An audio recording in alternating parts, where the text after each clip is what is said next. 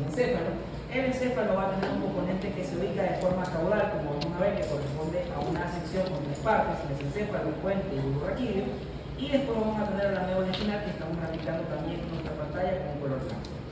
Ya sabemos también que existe un elemento en la parte posterior que se va a encargar de regular estímulos relacionados con la resistencia activa, el estiramiento pasivo o el tono muscular, el equilibrio y la postura. Y como lo que hemos estado conversando desde hace unas semanas tiene algo que ver y bastante que ver con una respuesta sensitiva, vamos a graficar ahora un estímulo sensitivo que está siendo representado con ese color celeste o azul.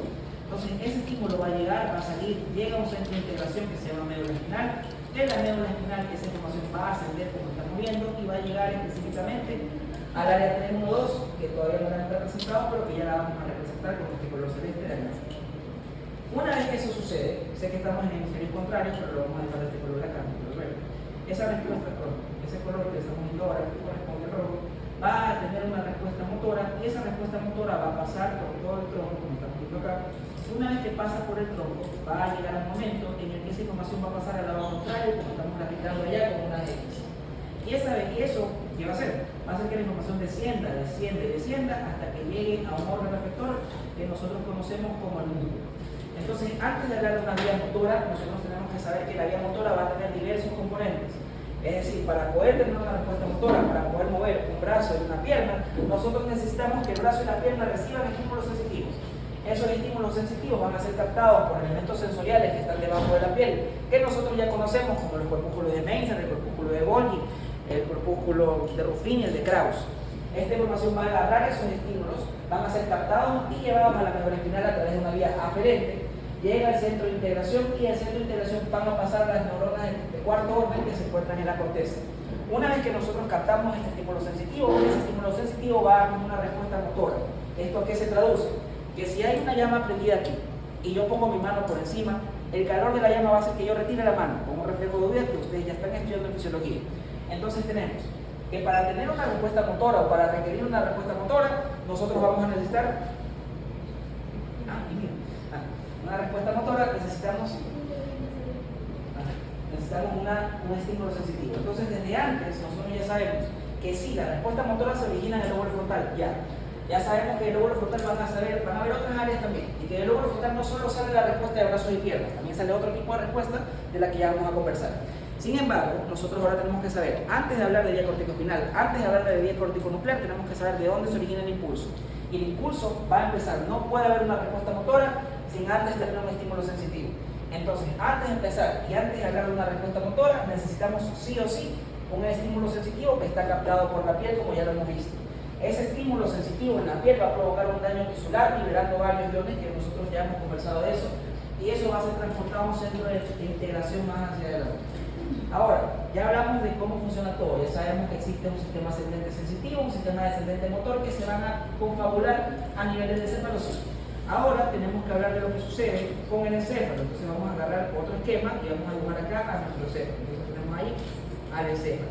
Existe una cisura central que estamos viendo allá, la cisura central oroglámica, y va a dividir el cerebro en dos partes. Tenemos el lóbulo frontal y tenemos el lóbulo parietal acá representado con nuestro color, con el color azul. ¿Qué sucede? Nosotros ya sabemos que antes de tener una respuesta motora necesitamos una información sensitiva. Entonces lo que nosotros estamos viendo ahora, representado con ese color celeste, corresponde al área 3-2 que se activa una vez que llega el estímulo de las vías del sistema anterolateral o la vía del disco medial. Entonces ese elemento que estamos viendo allá de color celeste corresponde al área sensitiva primaria o al área 3-1-2. Una vez que ese impulso llega, nosotros vamos a ejecutar una acción, un movimiento, que puede ser de brazos o piernas o puede ser de la cara. Y esa respuesta motora va a empezar de ese elemento que está de color verde, que se conoce como el área 4 o el área motora primaria. Entonces hasta ahora tenemos dos elementos que forman parte del sistema motor. Pero hay algo más. Nosotros tenemos un área que nos diferencia del resto de los mamíferos, un área que nos diferencia de nuestro primo más cercano, que es el mono, que se estudió en nuestros animales. Y vamos a tener a esa área que está de color rojo, que se conoce como el área premotora. Esos tres elementos son los que van a darle el estímulo a la vía corticoespinal o la vía corticonuclear. Entonces, antes de hablar de un estímulo sensitivo, nosotros tenemos que saber que existen varios elementos que van a dar nuestra respuesta motora. Antes de hablar de la vía corticoespinal, tenemos que hablar de los estímulos de la vía motora. Antes de hablar del movimiento de la cara, tenemos que hablar de los estímulos de la vía motora. Por lo tanto, ahora ya sabemos que los estímulos de la vía motora nacen de tres lugares. Y dependiendo de la literatura que usted lea, usted puede escuchar que el 80% nace del lóbulo frontal y que el 20% nace del lóbulo parietal, o también puede escuchar que el 30% nace del parietal y el 70% del frontal. Eso dependiendo de la literatura que usted estudie o que usted vaya a leer. Sin embargo, yo le voy a enseñar cómo me enseñaron. A mí me enseñaron que el 30% nace del área 312 y el 70% nace del lóbulo frontal. Entonces nosotros ahora ya sabemos que para tener una respuesta motora necesitamos un input sensitivo. Este input sensitivo va a estar dado básicamente por el estímulo de la vía espinotalámica y de la vía eléctrico-medial que llega al área 312. Entonces, una vez que las vías anterolaterales y que el sistema eléctrico-medial llega al área 312, esa área 312 va a captar un estímulo sensitivo. Ese estímulo sensitivo corresponde al 30% del total de la información. ¿Qué sucede? Nosotros también tenemos que planificar este movimiento. Cuando yo me levanto a caminar, mi cuerpo tiene que saber cómo voy a mover la pierna, cómo voy a mover el brazo y cómo el tronco tiene que asociarse a esos movimientos que vamos a realizar. Entonces, el área premotora va a tener el 30% restante. Y por último, una vez que el área premotora, una vez que el área sensitiva primaria que tenemos acá, y una vez que el área premotora que tenemos aquí de color rojo son despolarizadas, ese estímulo va a ser captado por un elemento que se conoce como el área 4, que va a generar el 40% restante. Entonces, cuando hablamos de una vía o una respuesta motora, y conste que la respuesta motora no solo es mover los brazos, no solo es mover las piernas, no solo es alzar la voz, no solo es hacer un puchero, no solo es sonreír. La vía motora tiene que ver con todas estas acciones. Entonces, no importa si estamos hablando del movimiento de los brazos, el movimiento de las piernas, el movimiento de la cara o levantar la voz. Cualquiera de estos estímulos son estímulos motores. Y los estímulos motores tienen tres estímulos principales. Tenemos el estímulo sensitivo que le llega al área 312 por las vías anterolaterales y el sistema eléctrico-medial. Una vez que nosotros captamos el input sensitivo, nosotros tenemos que codificar el movimiento que vamos a realizar. Si hay una llama prendida, yo tengo que saber cómo mover el brazo para que todo el cuerpo no pierda el tono muscular y no pierda el equilibrio. Entonces, área 312 capta el estímulo sensitivo, el área 6 va a encargarse de planificar el movimiento que yo quiero realizar. Entonces, llega el estímulo sensitivo y yo coordino el movimiento que quiero realizar. Y una vez que las dos, el área 312 y el área 6, agarran sus 30 y 30, allí es cuando le vamos a decir al área 4 cómo ejecutar el movimiento. Entonces, llega la información sensitiva, planifico el movimiento y ejecuto el movimiento con el área 4. Entonces, cada una de las áreas tiene una función distinta. El área 312 capta el estímulo sensitivo, el área 6 va a planificar, coordinar el movimiento y ejecutar el movimiento que quiero realizar. Y el área 4 es la que se va a encargar de hacer que el movimiento se dé como tenga que darse, que solo se mueva el brazo, que solo se mueva la pierna, que solo se mueva el antebrazo o que solo se muevan los dedos, dependiendo de la acción que yo quiero realizar. Entonces nosotros ya sabemos que el área 4 es la que va a encargarse de darle origen a la vía motora de brazos y piernas, vía motora de la cara, dependiendo y dependiendo. Ya sabemos que el área 4 tiene que recibir el estímulo del área 312 y del área 6. Entonces ahora lo que vamos a hacer es agarrar ese área 4, vamos a ampliarlo un poco más y vamos a subdividir la información del área 4. Ya sabemos que el área 4 salen los estímulos. Del área 4 salen los estímulos de brazos, piernas y cualquier parte de la cara. Ahora tenemos que saber de qué parte específica del área 4 se generan los estímulos que van a provocar el movimiento de brazos, movimiento de piernas, movimiento de cara y movimiento de las cuerdas vocales. Hasta acá estamos claros. Entonces ya sabemos de lo que estamos hablando.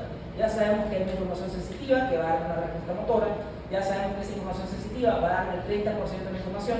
El 30% restante lo voy a planificar yo con el área premotora. Y una vez que las dos se asocien, el área 4 o el área motora primaria van a mandar el estímulo para que yo mueva lo que yo quiera mover. Y como hasta acá estamos claros, vamos a agarrar al área 4 y la vamos a ampliar. Y vamos a hablar de los estímulos que genera cada una de las porciones involucradas con el área 4. Entonces, hasta acá estamos claros. ¿Alguna pregunta? ¿Todo bien? Tenemos acá área 4, entonces vamos a tener al área 4, este que estamos viendo dibujado acá de color verde corresponde al área 4 y el área 4 va a ser la encargada de darme el estímulo principal para que yo pueda mover cualquier parte del cuerpo que me dé la gana de mover. Y es así como nosotros tenemos que saber que el área 4 va a estar o va a presentar algo que se conoce como una organización somática. Esta organización somática me va a dividir al área 4 en dos porciones de forma adicional. Por lo tanto, yo voy a tener una porción superior, un tercio superior, y voy a tener un tercio inferior. Por lo tanto, la información que nace del tercio superior no es la misma información que va a estar o van a ser del tercio inferior, y la información del tercio inferior no va a ser la misma información del tercio superior. Por lo tanto, para saber qué área es la que vamos a estimular o qué área es la que se va a mover, tenemos que saber qué elementos controla o regula el tercio inferior y qué elementos controla o regula el tercio superior. Por lo tanto, vamos a hablar ahora del tercio inferior y después de eso vamos a hablar del tercio superior. En el tercio inferior nosotros vamos a encontrar la información que forma parte de las cuerdas bucales, entonces vamos a dibujar unas cuerdas bucales aquí, y también los elementos de la mímica facial. Cada vez que ustedes quieran sonreír, que quieran hacer un puchero, que quieran hacer algo con la cara, la información o el estímulo van a ser del área o del tercio inferior del área 4. Cualquier movimiento que tenga que ver con mímica facial o con las cuerdas bucales nace del tercio inferior del área 4 o del área motora primaria. Y así nosotros ya sabemos que cualquier movimiento de la cara, cualquier movimiento voluntario de la cara, sonreír, llorar, cualquier cosa que tú quieras llorar, no, escuché, van a ser del área o el tercio inferior, del área 4 también. ¿Qué pasa con el tercio superior?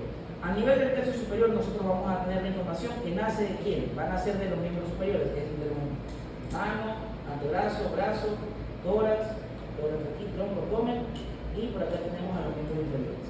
Y cualquier información que vayan a hacer desde el tercio inferior, como estamos viendo acá, va a dar origen a los movimientos de la cara y de las cuerdas bucales. Es decir, cualquier información que nazca del tercio inferior va a dar origen a algo que conocemos como la vía córtico-nuclear, porque va a tener una neurona de primer orden en la corteza cerebral, por eso la palabra córtico, y una neurona de segundo orden que va a hacer contacto a nivel del bulbo raquídeo o de cualquier parte donde encontremos un tronco cefálico, por eso se llama bulbar.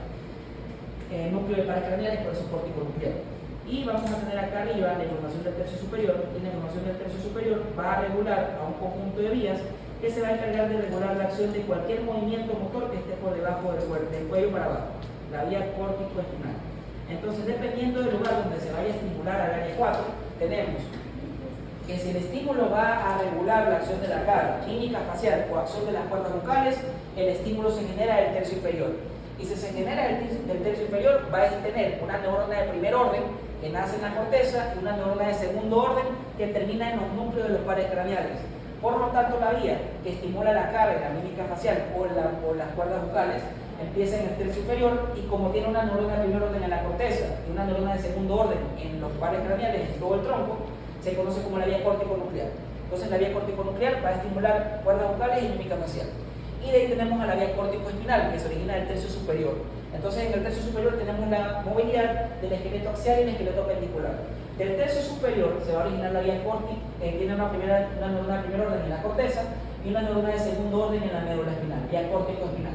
Entonces ya sabemos, el estímulo motor va a originarse o tiene tres estímulos principales. Uno en el área 312, que está en el lóbulo parietal, que va a tener el ecodarmia, el impulso sensitivo. Otro estímulo que corresponde a la planificación del movimiento, que está en el área 6. Y la última que nace del área 4. Y dependiendo de qué parte que quiera estimular, tenemos vía córtico-nuclear, que estimula los núcleos de los pares craneales y se origina en el tercio inferior. Y vía córtico-espinal, que se origina en el tercio superior y tiene que ver con el movimiento del esqueleto axial y apendicular. ¿Hasta acá tenemos alguna pregunta? ¿Todo claro? Ahora que ya sabemos de dónde se originan los estímulos, y ya sabemos que una cosa es el tercio inferior, que le da origen a la vía córtico-nuclear, y ya sabemos que el tercio superior le da origen a la vía córtico-espinal, tenemos que hablar de la corteza motora primaria. Y para hablar de la corteza motora primaria tenemos que dibujar a nuestro lóbulo frontal, no sin antes dibujar los elementos que van a relacionarse de forma directa con esta vía córtico-espinal como tal, o córtico-nuclear. Entonces vamos a ir, pregúntame neurona de primer y segundo orden. Primer orden, hasta ahora todas las neuronas que hemos mencionado empiezan aquí, empiezan en la corteza, por lo tanto son neuronas corticales, neuronas que van a generar un estímulo motor de forma cortical. El orden lo pone la corteza y el segundo orden va a ir a la médula, si estamos hablando de la vía córtico-espinal, o la otra va a la vía córtico-nuclear, que van a caracterizar el nosotros. ¿El tercio te falta? ¿Qué manda? ¿El tercio te falta? El tercio te falta.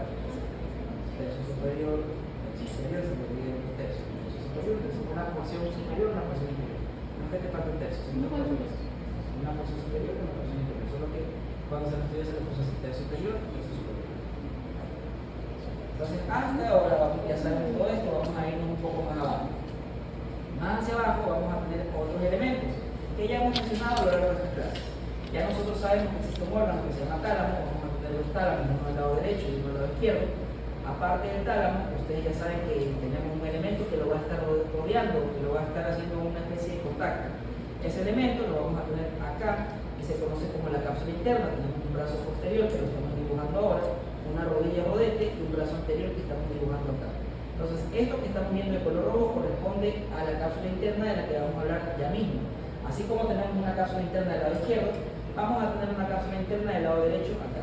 Y esa cápsula interna que nosotros tenemos acá es la responsable de hacer que las fibras se condensen y que las fibras puedan bajar por un tracto ordenado. Entonces tenemos cápsula interna de un lado, cápsula interna del otro. Y así como tenemos una cápsula interna de un lado y una cápsula interna del otro, al lado de la cápsula interna vamos a tener otro elemento que se conoce como el núcleo lenticular o el núcleo lentiforme. El núcleo lenticular o lentiforme va a estar dividido, entonces tenemos un núcleo lenticular o lentiforme al lado izquierdo y un núcleo lenticular o lentiforme acá del lado derecho. Ese núcleo lenticular forma parte de lo que vamos a estudiar más adelante, que se conoce como los ganglios basales o los núcleos de la base. Y así como nosotros tenemos a los elementos que están en la línea media lateral del tercer ventrículo. Tenemos entonces esta parte de acá, que se llama núcleo lenticular, y el núcleo lenticular tiene una porción medial, que estamos viendo aquí, y una porción lateral, que estamos viendo acá. La porción medial, que es la más interna, se conoce como el globo pálido, y la porción externa, que está acá, se llama cutáneo, que está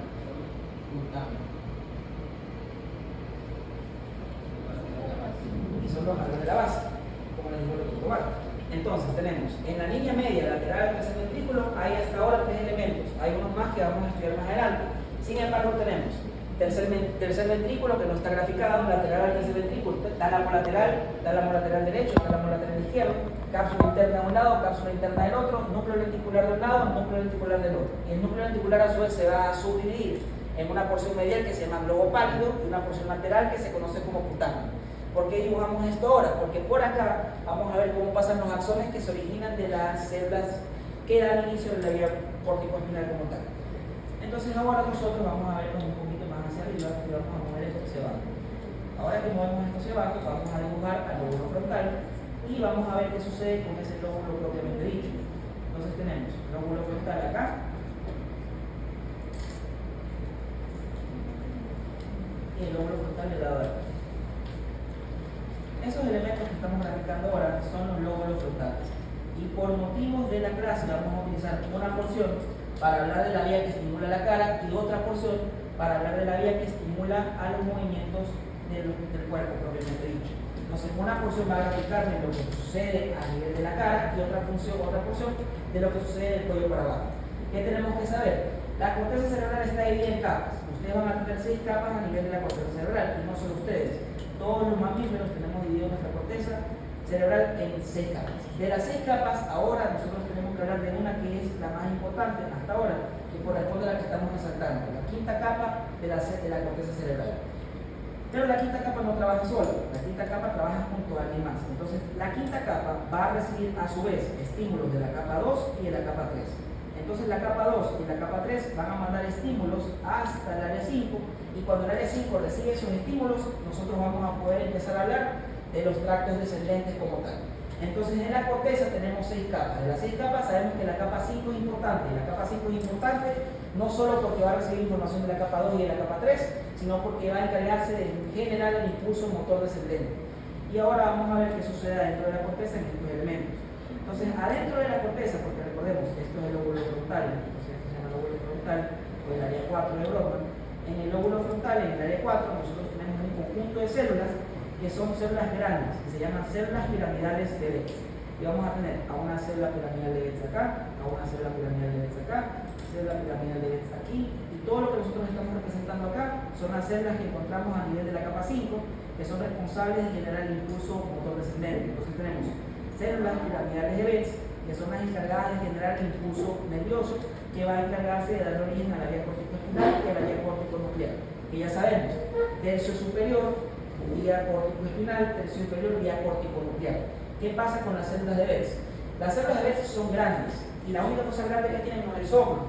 De hecho, en un soma de una célula piramidal de Betz van a entrar de 6 a 8 glóbulos rojos, una célula grande. Y si tiene el soma grande, otra cosa que tiene grande va a ser el axón. Por lo tanto, el axón, a medida que sale de la célula piramidal de Betz, va a deformar la anatomía del elemento por donde pase. Entonces, si pasa por el mesencéfalo, el axón de la célula Betz deforma el mesencéfalo. Si pasa por el puente, algo va a tener que hacer la célula Betz en el puente. Y cuando llega al bulbo, también lo va a deformar. Entonces, tenemos que saber que las células de Betz son células grandes, con un soma grande y con un axón grueso. Y ese axón grueso nos importa, porque a medida que vayamos bajando por la vía descendente, vamos a tener que ver qué pasa con cada uno de los estímulos que son transportados por el tronco encefálico, que a su vez se subdivide: mesencéfalo, puente y bulbo. Ahora, ¿qué pasó? Benavides? ¿Manda? Tienen un soma grande, un soma cuerpo grande, donde entran de 6 a 8 glóbulos rojos, y tenemos un axón grande y grueso también. ¿Qué sucede con eso? Nosotros vamos a ver la cápsula interna abajo. Tenemos un brazo anterior que es sensitivo y que ya lo hemos estudiado a lo largo de varias clases. Cuando hablamos de la vía de espinotalámica, la espinotalámica asciende por el brazo anterior. Cuando hablamos del menisco medial, asciende por el brazo anterior. Y dijimos hace tiempo también que la parte posterior, que tiene un brazo posterior y una rodilla, son para las vías descendentes. Entonces tenemos brazo posterior descendente motor, rodilla descendente motor. Entonces, brazo posterior descendente motor, rodilla o rodete, porción descendente motor. Por lo tanto, la cápsula interna tiene dos porciones motoras, un brazo posterior y una rodilla, y una porción sensitiva ascendente que corresponde al brazo anterior. ¿Y esto por qué me importa a mí? Porque dijimos, acá vamos a graficar la información de la vía córtico-nuclear que se encarga de estimular ¿qué cosa? Musculatura de la cara. Todo lo que tenga que ver con la cara, mímica facial, expresión y el tono de voz con el que ustedes hablan, cuando levantan la voz o cuando gritas, está estimulando las cuerdas vocales. Entonces eso pasa por aquí, por el brazo, por la rodilla, la cápsula interna. Y cuando hablamos de los movimientos de brazos, piernas o cualquier movimiento de cualquier parte del cuerpo, estamos hablando del brazo posterior. Por lo tanto, ahora vamos a tener que graficar cómo pasan los axones por aquí y cómo pasan los axones por acá. Entonces, cómo pasarán los axones por aquí y cómo pasarán los axones por acá. Por lo tanto, tenemos dos colores. Un color celeste que va a graficar la información que pasa del brazo posterior o al brazo posterior, como vamos a tener aquí. Entonces, todo lo que vamos a ver acá corresponde a los axones que van a descender a la vía córtico-espinal por lo que están pasando por el brazo posterior de la cápsula interna. Y así como tenemos a esa porción condensada allá, vamos a tener una porción condensada acá de color morado. Entonces, cada uno de esos brazos, de esos círculos que estamos graficando, representa la condensación de los axones. ¿Eso qué significa? Eso significa que los axones que salgan desde aquí y vayan a caer para acá, el brazo posterior, son axones que van a llevar información del movimiento voluntario de los brazos, de las piernas, del tronco y del cuerpo. Todo esto que estamos graficando acá de color celeste. Y todo lo que vamos a dibujar de color morado va a pasar por el nivel de la rodilla o rodete. Entonces eso va a tener que ver con el movimiento de la cara y de las cuerdas vocales. Así estamos viendo vía córtico-nuclear y vía córtico-espinal. Estamos viendo que una vez que los axones salen de la célula de Betz, que recordemos es un axón grande y grueso, ese axón va a salir. Y si estamos hablando de la vía córtico-espinal, brazo posterior. Si estamos hablando de la vía córtico-nuclear, que estimula el movimiento de las cuerdas vocales y la mímica facial, rodilla o rodete. ¿Qué sucede una vez que esos axones llegan al brazo posterior o a la rodilla o rodete? Esos axones se van a condensar, como estamos viendo acá. Y una vez que se acumulan, los axones se condensan y así van a comenzar a descender por todo el circuito anatómico del que vamos a mencionar ahora. Y obviamente no es lo mismo decir que hay un daño que ocurre a nivel de la condensación o un daño que ocurre a nivel de los axones, porque estamos viendo que son procesos distintos. ¿Esto qué quiere decir? Esto quiere decir que ustedes van a tener y pueden presentar daños eventuales, daños de lo que sea, pero puede ocurrir daños a nivel de la cápsula interna, porque nosotros tenemos una arteria a nivel de la cápsula interna, una arteria que liga a la cápsula interna, que le da oxígeno y que mantiene estos tractos, o estos axones, estos pasos de vías, los mantiene intactos. La arteria que se va a encargar de irrigar a la cápsula interna se llama arteria lentículo estriada. Y la arteria lentículo estriada puede sufrir daños dependiendo del cuerpo o de la edad que uno vaya a tener. Entonces puede tener cambios, puede atrofiarse, puede generar placas de ateroma, se puede infartar esa arteria lentículo estriada. Entonces la arteria lentículo estriada va a estar irrigando a la cápsula interna, brazo posterior, rodilla y brazo anterior. Entonces, ¿por qué me sirve saber esto a mí? ¿Por qué me sirve saber que existe una arteria que se llama lentículo estriada que va a estar irrigando a la cápsula interna? Porque una cosa es decir que el daño ocurre acá arriba y otra cosa es decir que el daño ocurre acá abajo. Porque no es lo mismo decir que el daño va a ocurrir acá arriba cuando no se han condensado los axones, a decir que el daño ocurre acá abajo cuando ya están condensados los axones. Entonces hay diferentes tipos de daño, dependiendo de dónde está afectado. Entonces, si el daño ocurre arriba de la cápsula interna, ¿qué vemos acá? Vemos que hay varios axones que no están condensados. Por lo tanto, si hay axones que no están condensados, no voy a perder la movilidad de mi extremidad. El movimiento va a estar, lo que va a estar o lo que va a haber es una pérdida en la fuerza para ejecutar el movimiento. Entonces, cuando nosotros tenemos un daño a nivel de estos axones, que recordemos se llaman corona radiada, cuando el daño es antes de la condensación de las fibras, el daño va a producir una debilidad muscular en el paciente. Eso se conoce como me parece. Entonces, si el daño de las fibras o el daño en el tracto ocurre antes de la condensación, que ocurre en el brazo posterior, es decir, ocurre a nivel de la corona radiada, el paciente va a presentar una hemiparesia, va a presentar debilidad para generar un movimiento, sea cual sea el movimiento. Y si el daño ocurre una vez que se condensaron los axones y los axones están descendiendo por la cápsula interna también, ya no hay una hemiparesia porque ya todo, aquí ¿por qué se salva? Aquí porque puede ser que estas dos neuronas o estas tres lleven información del brazo derecho y se daña una. Entonces estas dos siguen enviando información y van a seguir trabajando, me parece, por lo tanto. Pero acá nosotros no las podemos discernir, acá está todo condensado. Y como acá está todo condensado, nosotros vamos a decir que si el daño ocurre después de la condensación de las fibras, eso me genera a mí una hemiplegia. Entonces si el daño ocurre después de la condensación de las fibras, eso genera una hemiplegia. Si el daño ocurre antes de la condensación a nivel de la corona radiada, genera una debilidad muscular o una hemiparesia. Una debilidad para que el músculo haga su trabajo. Entonces el daño está a nivel de la corona radiada, genera una hemiparesia, una debilidad para generar una fuerza, para que el movimiento sea menos fuerte. Y si el daño ocurre después de la condensación de las fibras a este nivel y a este nivel, tenemos una hemiplegia o la ¿Hasta aquí tenemos alguna pregunta? Entonces, ya sabemos de dónde salen los impulsos. Los impulsos salen de la capa número 5. La capa número 5 recibe impulsos de la lámina 2 o de la capa 2 y de la capa 3. Entonces la capa 2, capa 3 envían su estímulo a la capa 5. De la capa 5 se origina el movimiento. Si quiero mover brazos, piernas o cualquier parte del cuerpo, vía corticoespinal del tercio superior. Si quiero mover cualquier otra cosa, que sea o que tenga que ver con la cara o alzar la voz, tercio inferior, vía córtico-nuclear. Las dos se van a comenzar en lugares diferentes. Vía córtico-espinal, brazo posterior de la cápsula interna, vía córtico-nuclear, rodilla o rodete de la cápsula interna. Entonces ya sabemos qué hace cada una. Vía córtico-espinal, vía córtico-nuclear. ¿Hasta acá tenemos alguna pregunta? Ya sabemos, cualquier daño que ocurra antes de la condensación de las fibras genera una debilidad muscular o una hemiparesia. Cualquier daño que sea posterior a la condensación de las fibras, hemiplegia. Ya estamos. Ahora tenemos que ver qué sucede con esos axones, porque les dije algo al inicio. Les dije que a medida que vaya descendiendo ese axón, nosotros vamos a ver que ese axón, al ser grueso y al ser largo, va a provocar cambios anatómicos en todo lugar por donde pase. Pasa por el mesencéfalo, lo deforma. Pasa por el puente, lo deforma. Pasa por el bulbo, lo deforma. En cualquier parte por donde pase, vamos a tener un daño. Y ese daño o ese cambio fisiológico anatómico es lo que ustedes van a conocer en macro, lo vean en macro, como sus elementos anatómicos, donde te ponen el pinchito. Te ponen el pincho, esos son los elementos o los cambios que genera la vía corticoespinal cuando va a descender. Hasta acá tenemos alguna pregunta. Entonces, ¿cuáles eran los estímulos de la vía corticoespinal?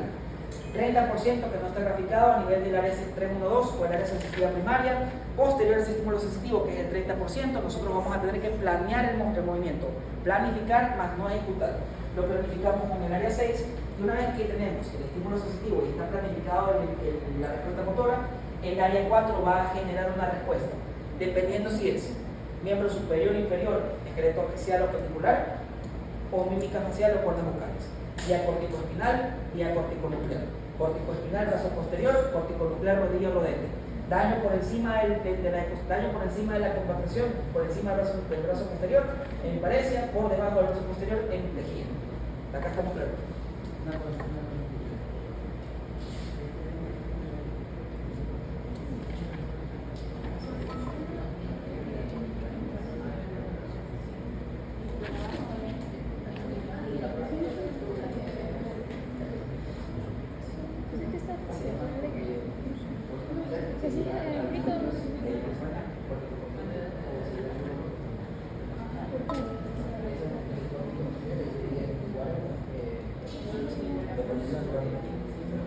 Hasta acá, niños, preguntas, dudas. Serían igual, ¿verdad? Claro. El daño en ambos, solo que va a depender ya del área 4 donde se realiza. El área 4 y de la vía que quieran hacer. Por ejemplo, si yo quiero hacer así, pero tengo el daño acá, a lo mucho el ojo se me cerró la mitad. Pero si yo tengo acá, yo no lo voy a poder mover, porque ya está afectada la vía que va a regular ese movimiento. Entonces, dependiendo del lugar donde estés, se traduce el daño. Dependiendo. ¿Alguna pregunta hasta acá? Niños, vamos a hablar ahora del tronco encefálico y del descenso de la vía corticoespinal como tal. ¿Alguna pregunta? Pregúntale. Una pregunta de ellos.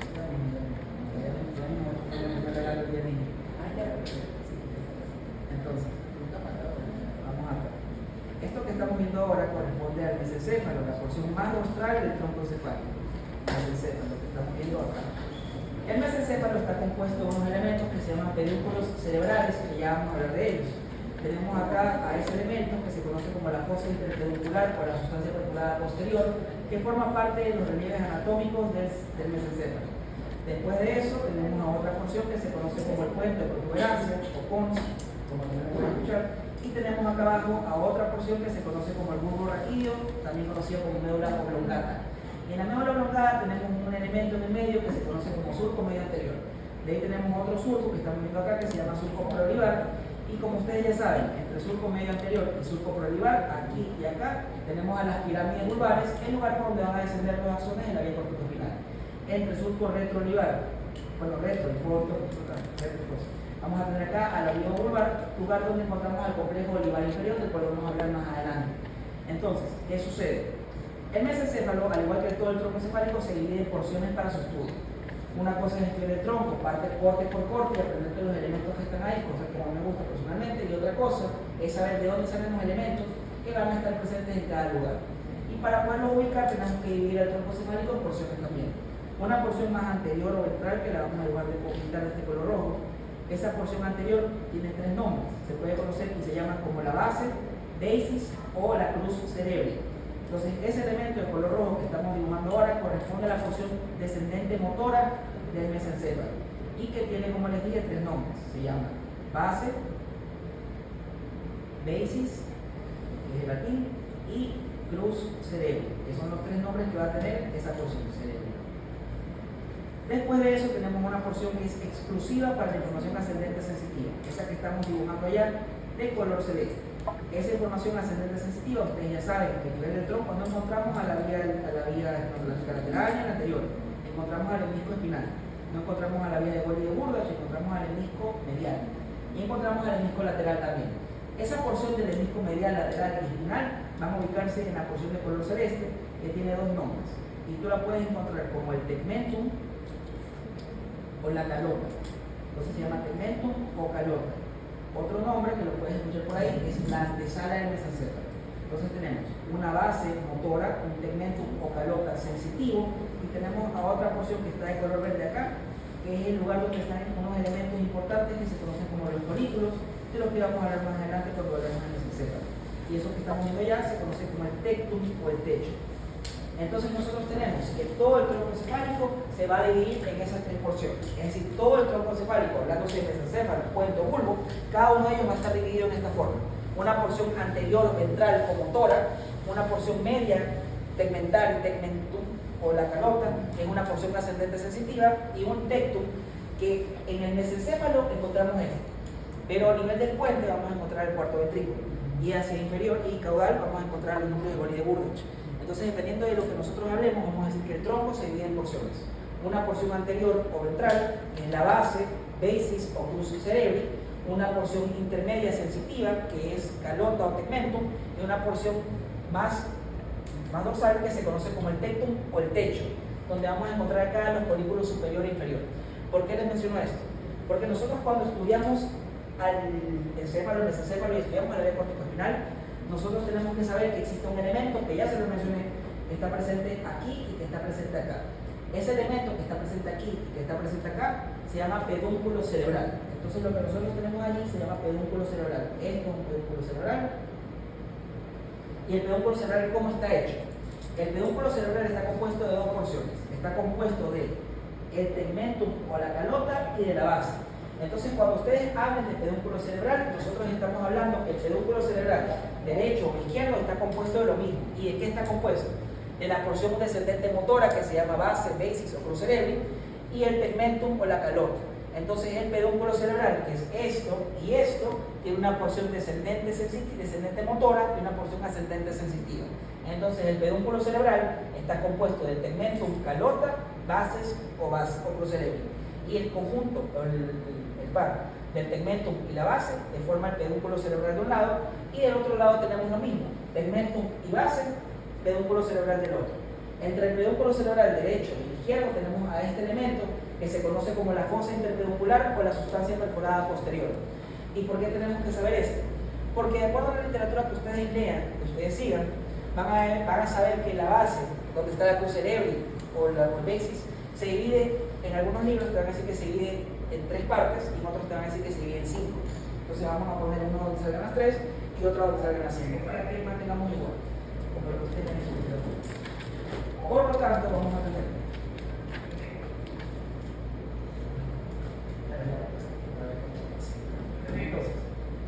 1, 2 y 3, y acá 1, 2, 3, 4 y 5. ¿Por qué les dibujo esto? Porque nosotros vimos acá arriba que la vía motora puede tener 2 inicios. Puede tener un inicio en el tercio inferior, vía córtico-nuclear, un inicio en la vía en el tercio superior. Y recordemos que la córtico-nuclear va a tener nombres dependiendo de dónde llegue. Porque si estimula al núcleo del quinto palo, esto está en el cuerpo, entonces ahí se va a llevar vía córtico-pontina. Y si estimula a cualquier nervio motor, puede ser el 12 o el 6, va a llamarse vía córtico-vulvar porque está en el bulbo. Entonces la vía córtico-nuclear recibe el nombre dependiendo de dónde esté su segunda neurona. Si la segunda neurona está en el puente, vía córtico-pontina. Si la segunda neurona está en el bulbo, vía córtico-vulvar, dependiendo de dónde esté la segunda neurona. Ahora, ya sabemos eso. Por lo tanto, sabemos que hay fibras que pasan del frontal, pero también hay fibras que nacen o que pasan de otros lóbulos. Entonces vamos a ver acá esto. Primero vamos a hablar de la que ya hemos estado estudiando, que es la vía córtico-espinal, que va a pasar por aquí, por acá y por acá. Es decir, pasa por la porción más interna. Y de ahí va a comenzar a bajar de esta forma. Entonces lo que estamos viendo acá corresponde a la vía córtico-espinal que pasa por la porción más interna, más medial, más interna. Entonces, de allí vamos a tener ese color morado que me transporta la información del lóbulo frontal. También va del lóbulo frontal, pero tiene otro tipo de información, la información de la cara. Entonces vamos a tener que esa información de la cara va a pasar por la porción más medial, lateral a la fosa interpeducular, y aparte tenemos a otra vía que va a ponerse acá lateral, que está en ese color azul. Entonces nosotros estamos viendo que la información que pasa por el pedúnculo cerebral es distinta. El pedúnculo cerebral, o la base del pedúnculo, que tenemos que decir que base y pedúnculo no es lo mismo porque la base forma el pedúnculo, tiene diferentes elementos que van a transportar información distinta. Cuando ustedes lean su libro van a ver que hay elementos a los que se los relaciona como vía córtico-pontina o córtico-pontina, córtico-vulvar, que nace de la corteza y termina en el puente o en el bulbo. Y esta vía córtico-pontina se puede subdividir también. Puedes tener una vía que nace del frontal, frontopontina, paritopontina si nace del parietal, occipitopontina si nace del occipital, o temporopontina si nace del temporal. Nosotros acá estamos viendo la de rosado, la de morado, rosado, y la de azul. La de rosado y la de azul son fibras córtico-pontinas. Entonces nacen de la corteza y terminan a nivel del puente o del bulbo, dependiendo de qué vayamos a estimular. Y lo que pasa en la porción más interna, bueno, medial, corresponde a la información de la vía córtico-espinal.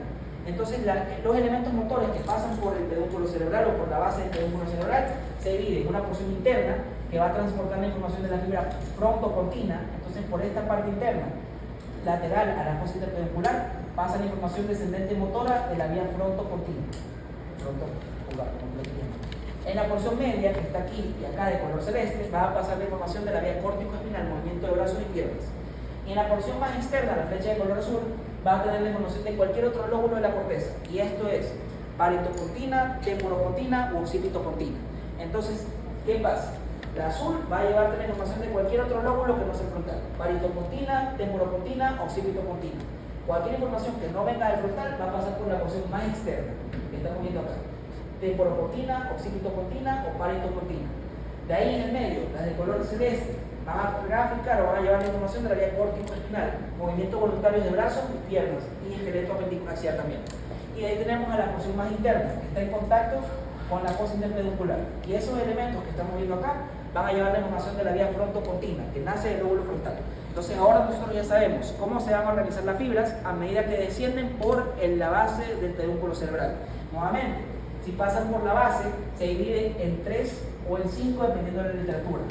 Las porciones más externas, interna y la externa, son para la porción frontopontina. Y la porción más externa es para el temporal, occipital y el parietal. Y la porción interna es para la vía córtico-espinal. Entonces, dependiendo de lo que yo quiera mover, si quiero mover a la cara, la información va a bajar por la porción más interna. Si quiero mover brazos, piernas, interna, medial. Si quiero mover el esqueleto, el tronco, medial. Y cualquier información que lleve el lóbulo frontal, el parietal, occipital o el temporal, va a pasar por la porción más lateral. Más externa. Hasta acá tenemos alguna pregunta. ¿Todo bien? ¿Qué pasó, Víctor? Claro. Varitopontina, oxypitopontina, tepropontina. Pasan por la porción más externa, pasan a la amiga, te repito.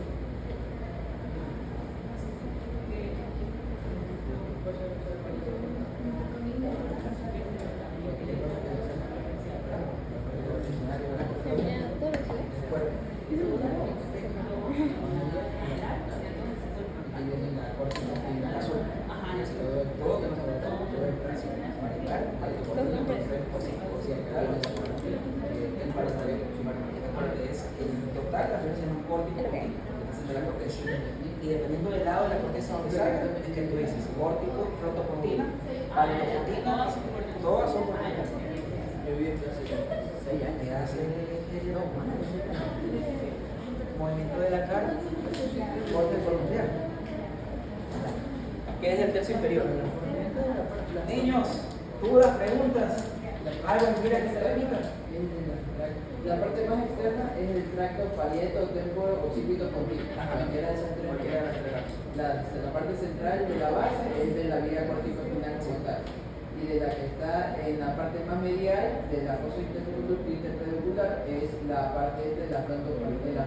Frontopontina, que recordemos le da origen a la vía córtico-nuclear. Frontal, área 4, es la que va a estimular la cara y las cuerdas bucales. Entonces, esto que está aquí, la de color rosado naranja, color rosado morado, vía córtico-nuclear, movimiento de la cara y cuerdas bucales. Toda esa información va a pasar por aquí y va a descender paulatinamente. Entonces, ¿qué hacen los axones de la vía corticoespinal cuando pasan por la base del pedúnculo? Hacen que se protruya el pedúnculo. Entonces, cuando ustedes vean el pedúnculo cerebral en la práctica de macro, vean el tronco cefálico, van a ver los pedúnculos cerebrales. Esos pedúnculos cerebrales llevan la información de frontopontina, vía córtico-espinal y el resto de las vías córtico-pontinas. Todo lo que nosotros estamos viendo aquí, usted lo va a ver en su práctica de macro también con el